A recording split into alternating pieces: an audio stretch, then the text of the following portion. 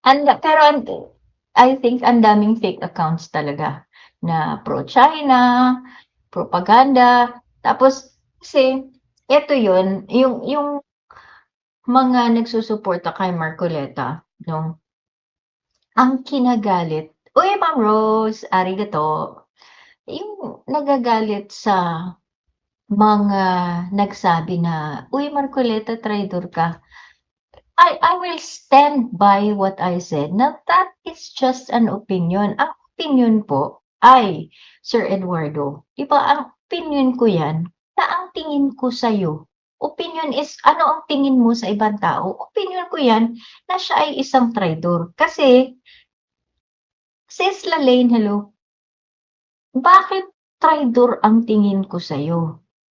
Dahil ang pinapanigan mo, ang tingin mo, imbis na sabihin mo na, oo, suportahan natin na tawagin natin 'yan na WPS. Imbes na dun ka sa, ay hindi pa kasi 'yan napangalanan na ng IHO na WPS, bakit gano'n ang pag-iisip mo? Dapat ang pag-iisip mo, dito na tayo sa, sige, pangalanan natong WPS 'yan. Dun ka kumakampi sa yung mga linyahan ng China. Yan ang linyahan ng China. Eh, hindi ba yan pagtatraidor? Opinion ko yan.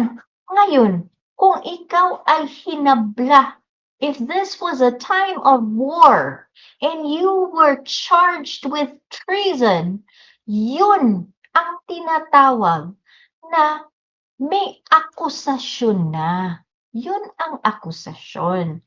Pero kung tinawag ka lang na traidor, tinawag ka lang, opinion lang yun. Ikaw naman, Marcoleta, sus, abogado ka pa naman. Pero kunwari, ito ay giyera, tapos time of war, kunwari, it was a time of war, tapos na-charge ka ng treason, yun ang may talagang akusasyon na yun. I'm saying this for the benefit of yung nag-comment dun sa, sa replay na fan ni Marcoleta. Yun ang akusasyon po. Hindi po yun opinion. Ang opinion is when I say, I think na traitor siya.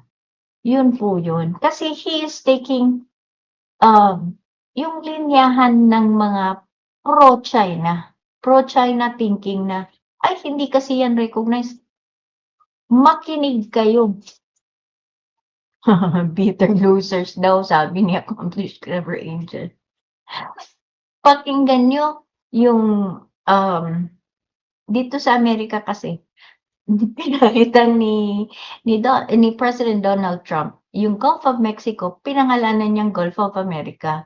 Ngayon, yung mga reporter who refuse to call it the Gulf of America, hindi na nila pinapasok sa White House briefing room. Eh, sabi ng ibang reporters, is this retaliation?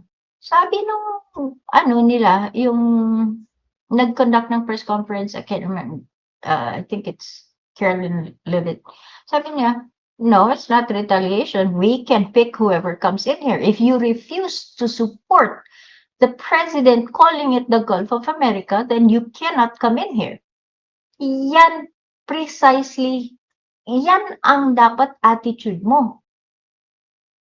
The president, in being nationalistic, kung gusto natin tawagin yan na West Philippine Sea, yan ang attitude mo. Oh, tignan mo, di ka na, yung mga reporter na yun, di na nakapasok sa press room. Di ba? Ganon talaga yun. Sadyang ganyan ang buhay, Marcoleta. Eh, mukhang mas matanda ka pa sa akin, dapat alam mo yun. Di ba?